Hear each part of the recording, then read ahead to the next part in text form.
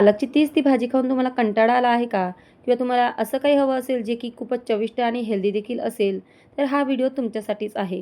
नमस्कार, मी सुवर्णा मेजवानी ब्लॉग्समध्ये तुमचे स्वागत आहे. आज आपण आयर्न आणि प्रोटीनयुक्त अशी खूपच अशी चविष्ट अशी भाजी बघणार आहोत, जी की टिफिनचं देखील टेन्शन मिटेल. ही भाजी तुम्ही वारंवार बनवाल तरी मन भरणार नाही आणि त्याचबरोबर खाताना अगदी पालक पनीरच्या भाजीचा टेस्ट येईल. कारण ही भाजी इतकी चविष्ट बनते की पालक पनीरला देखील टक्कर देईल. तर इथे मी एका गॅसवरती कढई चढवून घेतलेली आहे, पुरेसं पाणी घेतलेलं आहे आणि एक बंच पालकचा त्यामध्ये घातलेला आहे. थोडंसं मीठ देखील वरून घालायचं आहे, जेणेकरून त्यातला कचरा निघून जाईल आणि आपली पालक देखील टवटवीत राहील. आता एकीकडे मी दुसऱ्या गॅसवरती ती कढई चढवलेली आहे आणि दुसऱ्या गॅसवरती मी परत त्याच गॅसवरती मी कुकर ठेवून घेतलेला आहे. 1 ते दीड ग्लास पाणी त्यामध्ये टाकलेलं आहे. 2 कप चणे मी त्यामध्ये घालत आहे. चणे हे रात्रीच भिजत घातले होते. हे मी चण्यामध्ये थोडंसं मीठ देखील घालत आहे, जेणेकरून आपले चणे हे व्यवस्थित असे शिजतील. मस्तपैकी आपले सॉफ्ट असे चणे शिजून होतील. आता एकीकडे आपण कुकरचं झाकण देखील लावून घेतलेलं आहे आणि 2 शिट्ट्या आपण त्या कुकरच्या काढून घेणार आहोत. 2 पेक्षा जास्त शिट्टी काढायचे नाहीये, नाहीतर अपेक्षेपेक्षा आपले जे चणे आहेत ते जास्त शिजून होतील आणि भाजी बरोबर होणार नाही म्हणून. तर इथे आपले चणे आहेत ते व्यवस्थित असे शिजून झालेले आहेत. आता आपण त्याच गॅसवरती एक कढई चढवणार आहोत. त्यामध्ये आपण 2 ते 3 पळी असं तेल टाकून घ्यायचं आहे.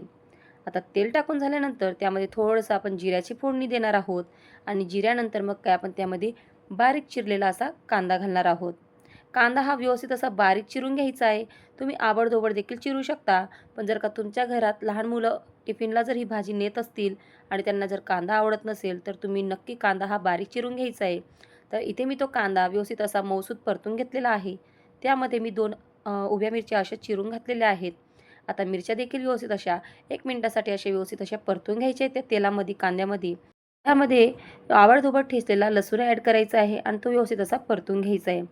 परतून झाल्यानंतर आता आपण त्यामध्ये काही बेसिक मसाले ॲड करणार आहोत. त्या अगोदर मी इथे पालकची प्युरी देखील तयार करून घेतलेली आहे. आता आपण त्यामध्ये थोडीशी चटणी पावडर, काही आपला घरगुती जो मसाला असेल, कांदा लसूण मसाला, आगरी मसाला तो घालायचा आहे. काश्मीरी रेड चिली पावडर घालायची, धनेपूड घालायची आहे, थोडीशी हळद पावडर घालायची आहे. हे सगळं काही व्यवस्थित असं घालून झाल्यानंतर व्यवस्थित असं परतून घ्यायचं आहे. यामध्ये आपल्याला दह्याचा किंवा आपल्याला टोमॅटोचा बिलकुलही वापर करायचा नाही आहे. अगदी टेस्टी बनून तयार होते ही भाजी. नक्की ट्राय करून बघा.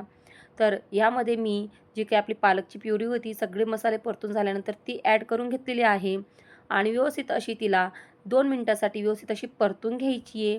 जेणेकरून त्यातलं जे एक्स्ट्रा वॉटर असेल, एक्स्ट्रा पाणी असेल ते आटेल आणि व्यवस्थित अशी आपली भाजी ही थिक होईल त्याची ग्रेव्ही. आता चवीनुसार मीठ ॲड करून घ्यायचं आहे आणि सगळा मसाला हा एकजीव करून घ्यायचा आहे. यामध्ये आपण चण्याचं पाणी ॲड न करता जे काही प्युरीचं पाणी होतं तेच पाणी आपण यामध्ये ॲड करणार आहोत. व्यवस्थित असं आपली खमंग अशी जी ग्रेव्ही होती ती व्यवस्थित अशी परतून झालेली आहे. त्यामध्ये आपण ते जे पालकचं पाणी होतं ते देखील टाकून घेतलेलं आहे. आता एका चाळणीच्या चमच्याने आपण त्यामध्ये जे चणे आहेत ते पाणी खाली राहू द्यायचे आणि फक्त चणे त्यामध्ये टाकायचे आहेत. मस्तपैकी आपली ही भाजी इथे बनून तयार होत आहे. बघू शकता आपण.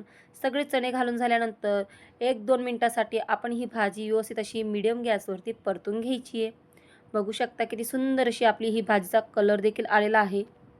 तर इथे आपली भाजी ही रेडी झालेली आहे. बघू शकता आपण. ही भाजी तुम्ही भातासोबत, चपातीसोबत कशाही सोबत खाऊ शकता. टिफिन असो, लंच असो, तुम्ही ही भाजी कशीही बनवा. अगदी झटपट बनून तयार होते. कुकरमध्ये देखील अगदी 10 मिनिटात बनून तयार होते. तर अशाच नवीन-नवीन रेसिपीजसाठी माझ्या YouTube चॅनलला नक्की सबस्क्राईब करा आणि बेल आयकॉनला नक्कीच क्लिक करा. धन्यवाद.